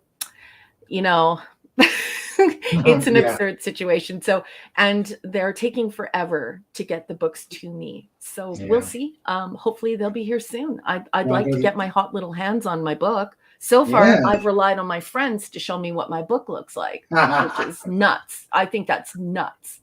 Yeah. All right, here it is. The most hard-hitting question of the night. Question for Pretty Lady. Favorite cookie from Pudgy Hedgehog? Oh, I would definitely have to say dark chocolate macadamia nut. Ooh, that does sound yum. Yeah. That does sound yum. Yes. Let's see. Okay. From Phantom Outsider. They are always running these Audible commercials. Why not put the book on Audible as an audiobook? Well, I can answer that for you, Fanty. Okay, so here's the deal. Right now, publishing firms are open on their websites where they're saying they don't want classic science fiction and they don't want any type of collections. So if you're science fiction and you're episodic and you have a collection, they don't want it. So they're already telling you no. So I thought that if I put the books up on Amazon, they have like a 70-30 agreement. And so I signed the 70-30 agreement, which everybody signs. And they choose that amount because that's the best way to do it. And it also gives the American libraries access to your books. That's what you have to agree to or whatever. So I thought that I would make a bit of money that way and I would be able to do something like that. But so far, the only money that I've made on the books has been through my patrons at Patreon. So I don't actually have the money to do that right now. I am encountering the same thing Andy Weir encountered, which is they don't care about quality. They don't care about quality at all. They don't care if you studied writing and you're actually writing something decent and that you care about it and that you've had it edited and that that you've lovingly cared for the book and that it's good. They don't care. They want you to be rich and famous first, and then they'll publish you. It's much like what they're doing to television and film.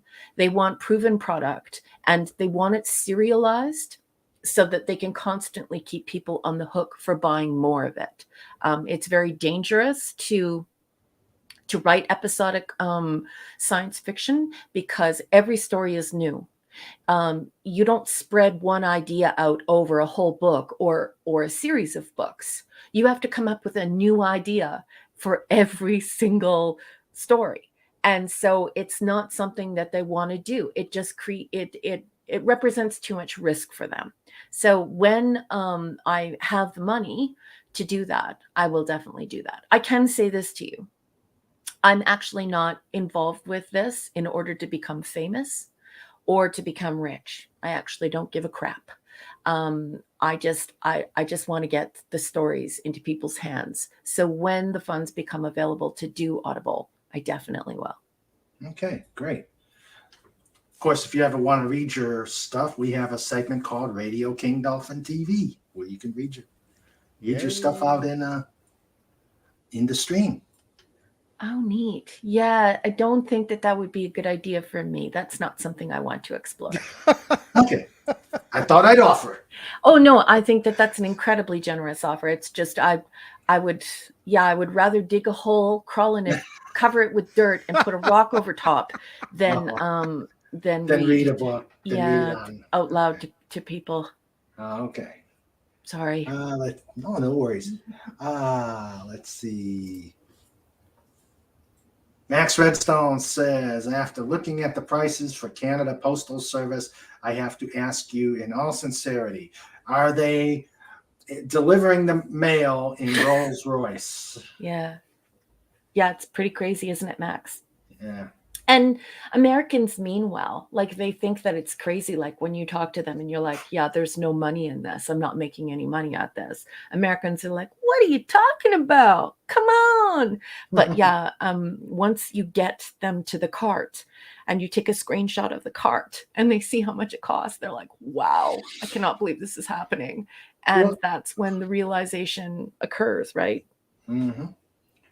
All right. Anybody else out there with questions? I know you guys got questions. You always got questions. Let's see. So, okay. So Patreon is where you're going with your next. How does that work? Are you doing it as snippets or? I think you should do it too. Because it's what Andy Weir did, and I highly recommend it to you. Because I know you're not making. Okay, you're American, so they're not taking everything from you. But I do know that you're not making any money on your books. I do recommend Patreon, what Andy Weir did. But I do think that it's very important to make the express point. Like, you have to understand this exact formula. You walk a tightrope when you do this. So you get on Patreon and you could do what Andy Weir did, who I love. I love his writing. I think he's such a sweetheart. I've read all of his books. What a doll. I'm so happy that he got famous, even though they slammed the door in his face. The fans made them listen. Anyway, he had his Patreon, and he had basically people were reading chapter by chapter, and then they could buy the book. So this is how I'm doing mine. I'm sending people who want a physical copy, the paperback or the hardback, to Amazon. And then I'm saying, look, I'm not making any money on this. Will you do me a huge favor? Will you leave me a great review, a written review? And that will make it all better. Let's force the corporations to listen. So now that's dealt with. You have to do that, Raymond. You have to tell people to do that for you, and they will protect you. They're protecting me. Okay. And just like they protected Andy Weir. Okay. And then on your Patreon, what I did is I basically started the lowest level, which is a tip jar. Now, Patreon will tell you that their lowest amount that they want you to take is $5.99. Don't do that. People are poor and people want to help, and shaming them is wrong. So what I did was I waited until like the filtering period was over, and I changed it to 99 cents. Now they defaulted that up to $1, but that's the tip jar. That's just if somebody wants to come along and give me $1 a month to help me along my way. Then I have a $4.99 level. At the $4.99 level, I'm going to be releasing a story every month. If I have writer's block and I can't, I may just release from the previous book, but I'm going to try really hard. It's a huge incentive for an author to get their nose down and get to work. So I'm going to be releasing the stories there for the people that are at the $4.99 level. And then I have my CNS level, the highest level. It's $19.99, and then you get a digital copy of the book. I don't expect people to give me $19.99 per month. That's not the idea. The thing is that it's the way to work the system where somebody can do 1 month for $19.99, get a copy of your book, a digital copy of your book that you can send to them, and then they can go down to tip level, or then they can become a fan, or they can become a patron. They don't have to stay at the Mycenas level. And this gives people access to you, and it allows them to help you, to care for you, and to move your work forward. So that's my advice. But if you have that Patreon, you have to make sure you're saying in public, don't forget about pushing the corporation. If you want the physical copy, push the corporations by leaving me a really nice written review, please. And people will respond in kind, Raymond. The people in this community are amazing. Okay. Something I'll definitely have to, something I will definitely consider. And I'll take a look at your Patreon site and take a look at it and see what you've done. Yeah. This way, all the money goes to you. You have to give a portion of it to Patreon for hosting you or whatever. And in my case, I even have to pay a special wiring fee, and I also have to pay another fee for changing it from US dollars into Canadian dollars and entering the international banking system to me the money, like to transfer me the money. So I have lots of fees, but for you, it will be much simpler. But don't listen to them when they're like, oh yeah, your base should be $5.99 a month. Don't listen to them. give people the opportunity to give you a tip jar, because there are loving people out there who want to help. But embarrassing people or pushing them financially when everybody has been hit hard is not a good idea. True. Let's see. Max at Redstone asks, will the Patreon memberships usually include a level that has a VIP lounge at all, upside down regular space stations? I will consider that. I could do that. Can I ask a question? Yes. When do I get to learn about the new beastie? Oh, right away. I'll be sending you a copy of the new beastie right away. The new beastie. Okay. I just have an outside reader. I have 2 outside readers who I'm working with. And my outside readers both are very highly literary people. Okay. And I also work with a professor of comparative literature here, who also basically finished his PhD in philosophy as well. Anyway, he is a revered intellectual, a towering intellectual and academic here. I look up to him. He's a hero to me.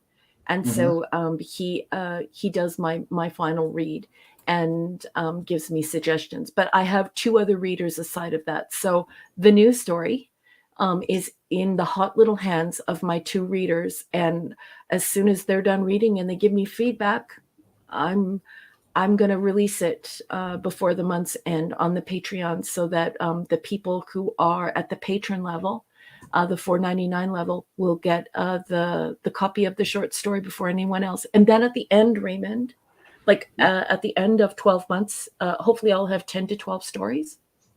Then another book. That's right. And the ebook will be waiting at the Mycenas level. And then I will also have it on the stupid Amazon Kindle, which is important to your metrics. Don't leave Amazon Kindle. It is the biggest book purveyor in our world today. And you've got to get out there and you've got to get those metrics. You know what I mean? Yep, I do. You got to get them, honey. Yes. But you also have to make money. Otherwise, how else are you going to keep doing these books? That's right? true. That's true. So it's balance, Raymond. It's balance. Yes, And I it just is. wish you so much light and love and success, and give it a try. You know, what's the worst thing that can happen? You won't like it. Yeah. See, that's the thing that took me a long time just to blow. That took me a long time with the publishing. I did try the agent thing, but then I said, okay, I'm a skeptic, and I've been burned a lot in my long life that I've come to think if it's too good to be true, it usually is. So it took me a long time to say, okay, where do I go to publish something that's going to not break the bank? And thank God for Doomcock, who pointed me in the way of Kindle at the beginning. I'm like, that just opened the door when he got me there and pointed me in that direction, and I talked to them. And still, the skeptic in me says, okay, this is going to cost me an arm and a leg, and I'm still not going to make anything. But I decided, okay, the price was reasonable enough to do it. Now, of course, the overhead of marketing myself is the other. Is the other thing. Yeah, but I didn't have any money to get my book published. I didn't have any money. So I agreed to the 70-30, and I didn't put any money up front. You just go to Amazon Kindle and you get it done. But, you know, I did all the work myself, but not everybody has a 4-year degree in writing, right? So writing and editing. So I'm very fortunate in that regard. But I do have to tell you, I didn't have a penny. I know many places will charge like a flat rate of like $5,000 or $10,000 or whatever. I've heard of those. I can't afford that. Yeah, I've heard of those where they do. You put money down and then they help you. And I'm like, I would. Captain James T. Skywalker says, "Have any of your stories inspired a sequel?" No. I like to keep it episodic. I very much like the writing style of Gene Roddenberry, Gene L. Kuhn, D.C. Fontana, Edgar Allan Poe, H.G. Wells, Philip K. Dick. I haven't read a lot of H.P. Lovecraft, but a lot of people liken some of my work to him. And I have 2 very large volumes that I got for Christmas that I'm going to be reading. And so I don't mind if there's a filament running through the stories. As a matter of fact, professional firms suggest a filament in your collections. Apparently authors or readers find that intriguing. So beyond a filament, I would say no. Episodic fiction is really difficult to write. You have to come fresh to the table with fresh new ideas about science, about technology, about futurism. And you know, relying on the sort of sequel thing, it's just not something that I want to explore. I don't begrudge anyone else. Write your sequels. You can write 12 books on the same 5 people if you want. That's not my business. I'm not saying anything bad about anyone. I'm just saying, like, for me, I have always had a love affair with short stories and short reads. I just think that there's something magical about them. You have to have incredible brevity. You have to be immediately immersive. You have to create some weight. You have to get people invested. You have to trust the reader. The reader has to push back the walls of the fictional world and enrich it with their own ideas. And you have to give them a little bit, but not too much. That's and then true. And then, like I said, you have to constantly be flowing with new ideas that inspire them and intrigue them. So it's something that I love, and it's what I want to do. And this is the way I like to write. Does that make sense? Yes, it does. And Mr. Angel has a question here. What do you enjoy more in writing? Character building or world building? Chef, my chef. How are you, sweetheart? Han, uh, for me, it's not character or world building that is paramount. For me, it's really about the ideas. I'm an ideas person. So right now, I'm reading a book about the technological possibilities. It's called Physics of the Future. And so I really enjoy hard science fiction. Hard science fiction to me is an incredible mechanism that aids society in coming to grips with what's going to happen to us. You know, at first, when they first saw Star Trek, the original series, they said it was too cerebral. Some people scoffed, they laughed at the technology on that show. And yet, you know, just 2 decades later, 3 decades later, it all came to fruition, minus the transporters and the tricorders, which are under development right now. So for me, I am a science fiction author. I'm not one of these people who's like, oh, you know, like I want to write for CSI Miami, or I want to write for some romance show, or I want to write something for the Yeah. CW, or that kind of stuff. That's not who I am. I really enjoy. I'm a certified researcher and peer reviewer. So I really enjoy science, and I enjoy imagining science transpiring in Mhm. our world and how it creates anxiety and how it creates hope and good and bad situations. So it's really about technological innovation, technological invention, and how people will deal with that. So I really like the nucleus of science fiction, which is ideas, Mhm. and how they interchange with people. Not so much like, oh, I'm going to come up with this great character and it's going to be so wonderful. No, it's more like, wow, there's this thing, and how would it affect everyone? And so you can put yourself in the character's shoes and say, wow, look at what this technology is doing. Look at what this medical advance is doing. Look at what this encounter with an extraterrestrial life form, look at what it's doing to them, and place yourself into those shoes so that you can experience that technology, you can experience that future, you can experience that situation. So ideas are the center of what I do, and I enjoy it. And in Hollywood, people tend to want a very happy ending. And they always tell you the stories of the people who get away. I want you to know that if you read my work, um, not everybody gets a happy ending. And I very much enjoy telling the stories of the people who don't get away. Hmm. which And was on part of that what note, which was absolutely something that struck me when illustrating the picture for Georgia. And your writing, one of the things you're very good at is, yes, you concentrate on the concept aspect of it, but you also bring in the atmosphere, and you bring in what I would refer to as the internal psychological atmosphere of the mindset of the character. Instantly, we know where Georgia is coming from. Instantly, we feel for her case when she's getting into that hotel, and her plight the moment bad things happen. Yeah. okay. Yeah. And I think that that's really important because, you know, when you read Mary Shelley's Frankenstein, which of course you learn in university right off the hop, is our first work of Mhm. modern science fiction. It's really our first encounter with actual science fiction. How is electricity?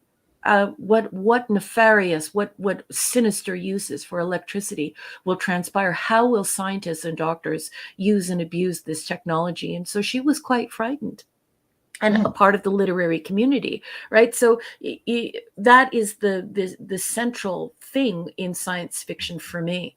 I mean, today you hear people say the most ridiculous things. There are some people who would argue a romance novel could be considered science fiction. It's gotten so out of hand.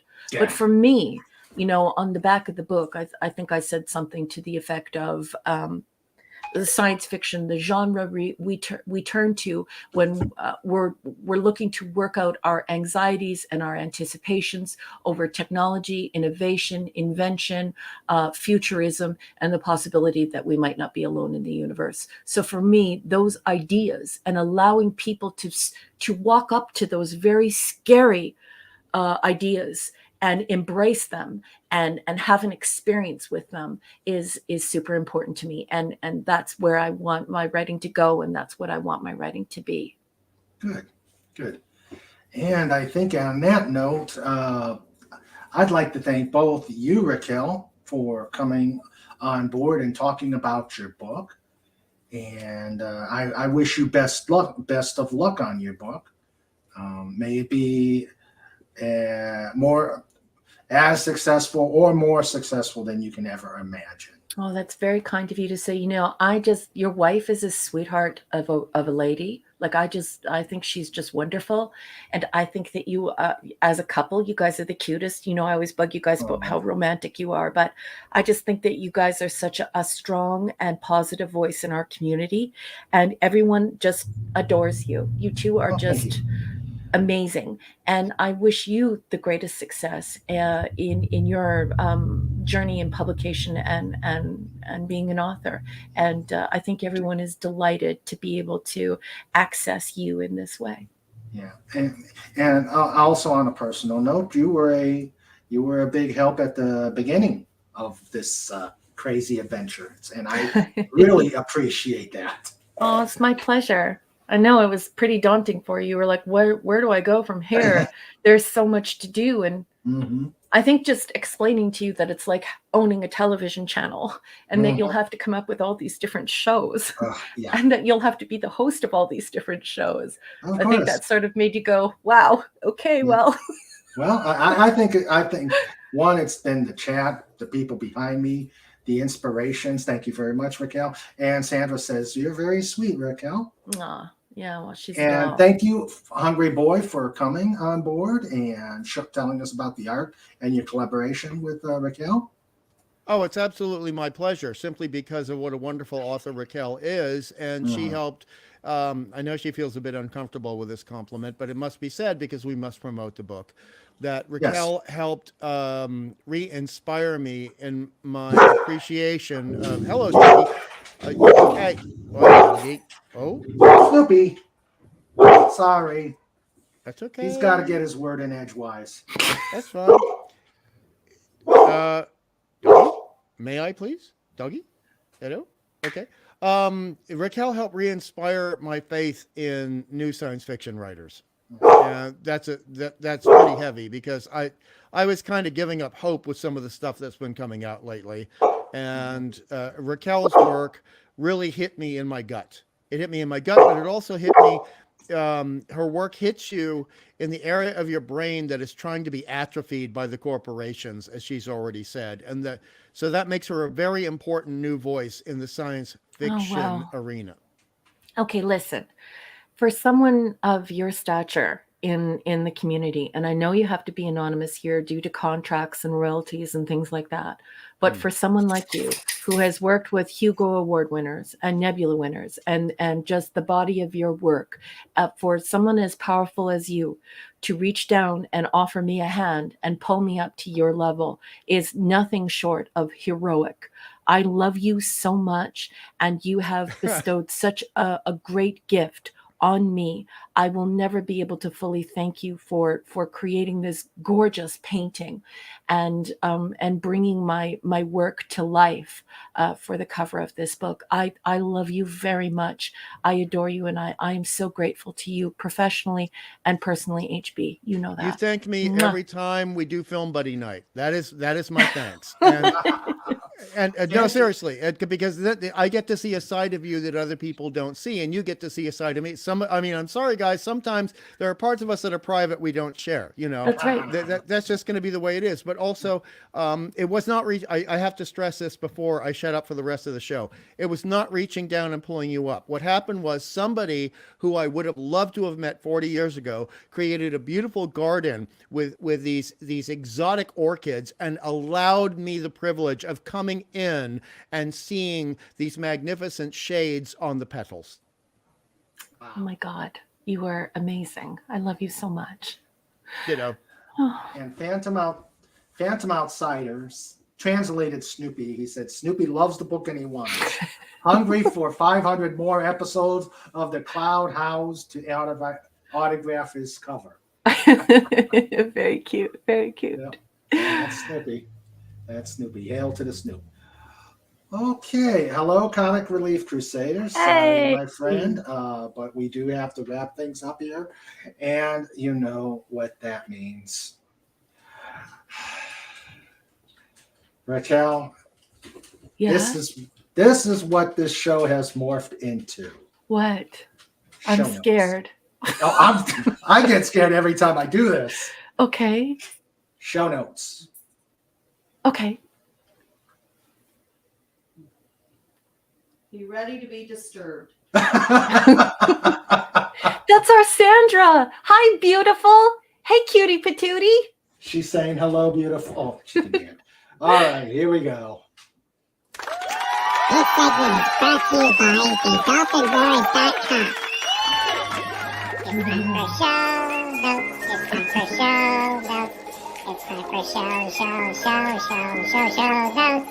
With Mr. Raymond and Sandra too. It's time for show notes. Dun, dun.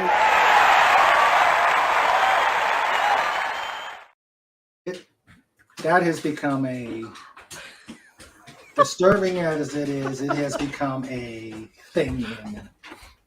Okay. All right. Show notes for next month. On the 25th, we're going to have Outer Rim Praxium. They are a lightsaber dueling troupe.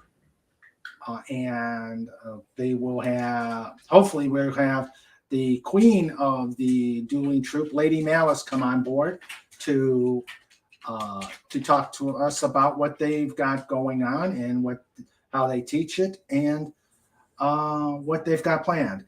On the 1st, we're going to have Surfside Chat. I don't know who's going to be on yet, but we will have a one-on-one with somebody. On the 5th of February, we're going to have, it's going to be a Sunday because Sandra and I have a special mission to go on. So we'll have a Just Cause Sunday Rumble. On the 8th of February, we're going to have Kamiron Miller. And he's a musician, and he will talk to us about his music. And finally, on the 10th, because of Valentine's Day coming up, I am turning over King Dolphin TV's Just Cause to the ladies. It will be ladies' night on the 10th. So the ladies will be running the channel. So Raquel, you are most welcome to come and join ladies' night. Which night is this? That is Saturday the 11th. Oh, wow. Well, I have Saturday night Star Trek on Saturdays, and that's kind of exhausting for me. But I am going to say this. A huge shout out to the girls. Everybody make sure that you get your bums in your seats here to watch the girls have a hootin' and hollerin' time. And I hope they slay. Slay, ladies. Slay. Yes. They're already saying, oh, Dolphin guy is going to be the slave guy to the ladies in the panel. So I don't know. I'm scared. So again, thank you to the amazing chat. We had a big showing tonight. I'd like to thank all the chat we have. What happened, Comic? I hope everything's okay. We'll send good thoughts your way.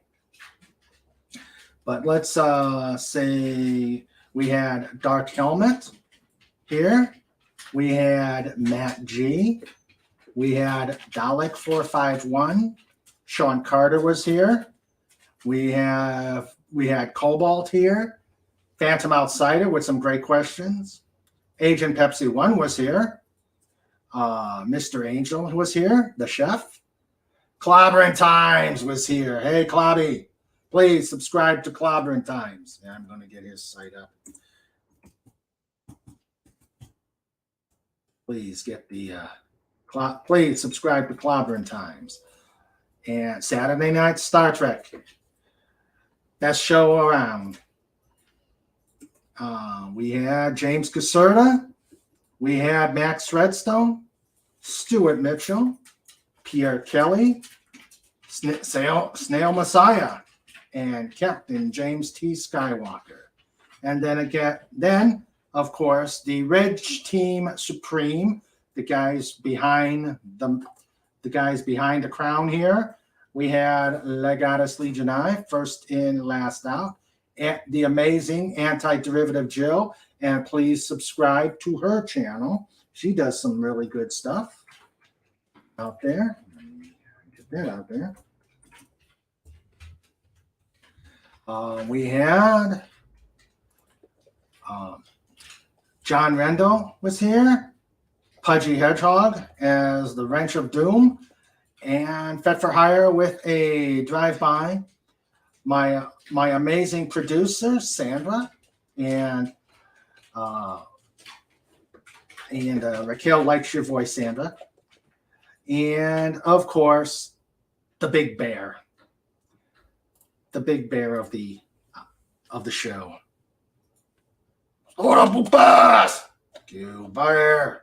Bear.com. So thank you all for coming tonight. I'm sure I'm sure Raquel and HB loved your support, and please go out and get Jill's book. Sorry, Raquel.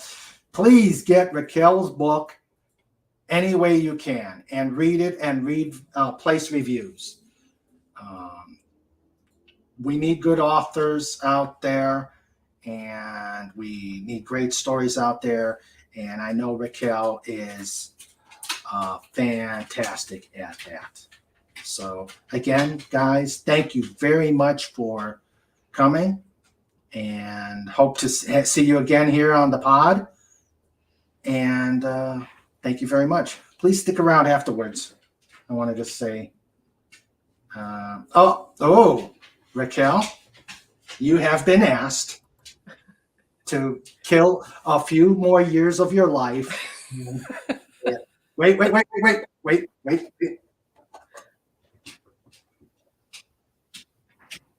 Go ahead. What do you want me to do here? More pupus. Oh, I haven't done this in a really long time. Snortapoopas! Cuber! Thank you very much. You're very welcome. So again, thank you for coming. I had a great time doing this. It was a pleasure having you guys on, and I hope to see you guys on again, so we can talk more about what we do. And to the chat, please see you guys on Saturday for Just 'Cause, the craziness that never stops. Let's see. Be safe, be happy, and everybody have a great rest of the week.